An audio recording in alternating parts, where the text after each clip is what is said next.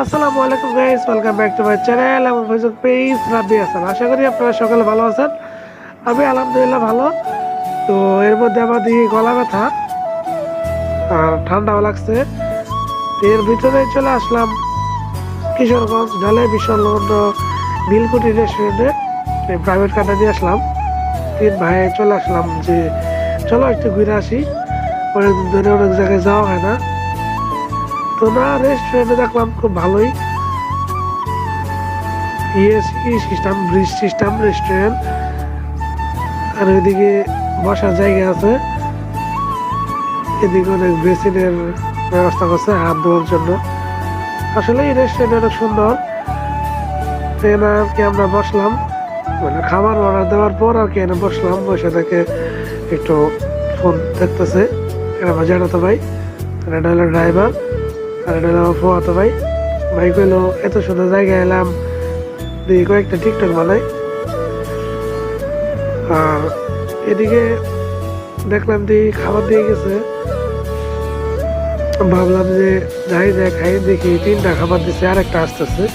আমরা গেছিলাম মুরগ পোলাও, ডিম সহ ফুল প্লেট করে মুরগ পোলাও, ভালোই আছে খাইতে। মুরগ পোলাও যেহেতু কিশোরগঞ্জের আর কি রেস্টুরেন্ট, দেখতে পাচ্ছেন, খাইতে অনেক ভালোই ছিল, মজা ছিল। আগে খাই, তারপরে আপনাদের সাথে কথা বলি। খাওয়া দাওয়ার পর আর কি সবকিছু পরিষ্কার করার পর এগুলো এটা আর কি একটু দাঁড়িয়ে থেকে একটু চিন্তা ভাবনা করলাম যে না, রেস্টুরেন্ট একটা দেওয়া যায় এরকম জায়গার ভিতরে। এরকম যদি রেস্টুরেন্ট দেই খারাপ হবো না, ভালোই হবো। এর ভিতরে ভাই ডাক দিয়ে গেলো চল তো রে এই ভাইরাল ফুচকা খাওয়াই। মানে এর ফুচকাটা বলে সেই স্বাদ লাগে, টকটা বলে আরো বেশি স্বাদ লাগে। তো ভাইয়ের পিছিয়ে পিছিয়ে গেলাম, ভাই নিয়ে গেল। এদিকে আবার ভাই বিলটা দিয়ে আসলো, বিল দিয়ে আসার পর চলে গেলাম ফুচকা খাইতে। ভাই ওদিক বিল দেখ, আমি একটু দেখতেছিলাম আশেপাশে পরিবেশটা। আর এদিকে আমার ফোয়াতো ভাই বললো যে দেখ আর কি বিল। আমি একটি বিল দিয়ে দেখলাম, 4 জনের বিল, ভালোই। সপ্তপুরি রেস্টুরেন্ট, মিস্টেক হয়েছে একটু, রেস্টুরেন্ট আমার সপ্তপুরি রেস্টুরেন্ট। আর এনে আমার জানাতো ভাইয়ের এক বড় ভাই ছিল, আমাদের সাথে পরিচয় করে দিল। ভাইয়ের সাথে হাত মিলানোর পর আজকে বসলাম ফুচকা খাইতে।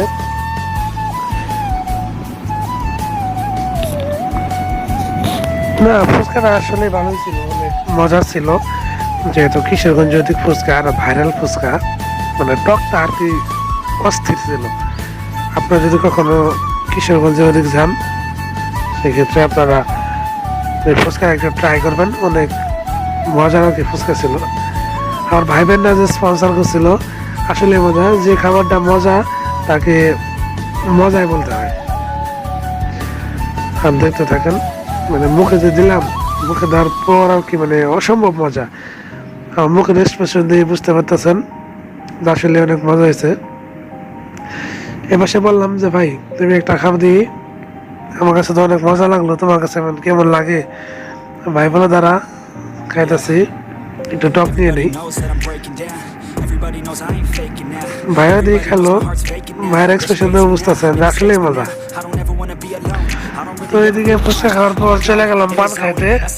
এনে অনেক মিষ্টি জাতীয় জিনিস দিয়ে পান দিতেছে, মানে পানের ভিতরে অনেক পদের মশলা দিয়ে আর কি পান।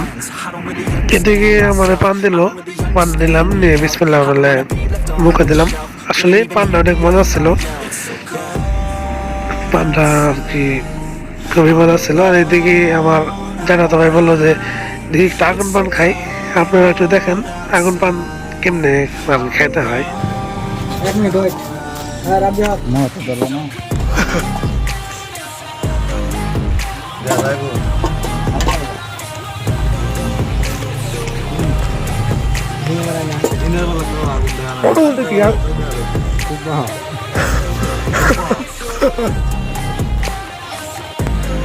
পান খাওয়া শেষ করার পর আর কি গাড়িতে গাড়ি ওদিকে যেতেছি, রেস্টুরেন্টের সামনে গাড়িটা পার্ক করা আছে। এদিকে চুন না খাই দূর মাছি, চুন নেই মনে ছিল না, একটু কষ্ট লাগতেছিল। পান চুন না নিল না, পান কিভাবে লাগে। এরপর সেই গাড়িতে উঠে বসলাম। গাড়িতে এসি ছাড়ার পর একটু শরীরে ঠান্ডা লাগলো, যেহেতু বাইরে অনেক গরম। ড্রাইভারে বললাম যে এসিটা ছেড়ে দেন। এসিটা ছাড়ার পর একটু ভালোই লাগলো। এসি পাওয়াটা একটু বাড়াই দিন, তাড়াতাড়ি ঠান্ডা হয়। এদিকে আমার ভাই উঠে পড়লো গাড়িতে, এদিকে আমার ফোয়াতরে উঠতেছে গাড়ি। আর এখন আর কি যেতেছি, ভাইয়ের সামনে নামাই দিয়ে আমরা আবার ওইদিকে ব্যাক করবো, মানে আমাদের মুক্তাগাছার ওইদিকে ব্যাক করবো। আমি মুক্তাগাছা নামে পড়বো, আমার ফোয়াতো ভাই চলে যাবো বাড়িতে। আর আজকের ব্লগটা এই পর্যন্তই। যদি ভিডিওটি ভালো লাগে তাহলে অবশ্যই আমার ইউটিউব চ্যানেলটি সাবস্ক্রাইব করবেন এবং পেজ থেকে হলে ফলো দিয়ে রাখবেন। আর ভিডিওটি কেমন হয়েছে অবশ্যই কমেন্টের মাধ্যমে জানিয়ে দেবেন। এতক্ষণ ভিডিও দেখার জন্য অসংখ্য ধন্যবাদ।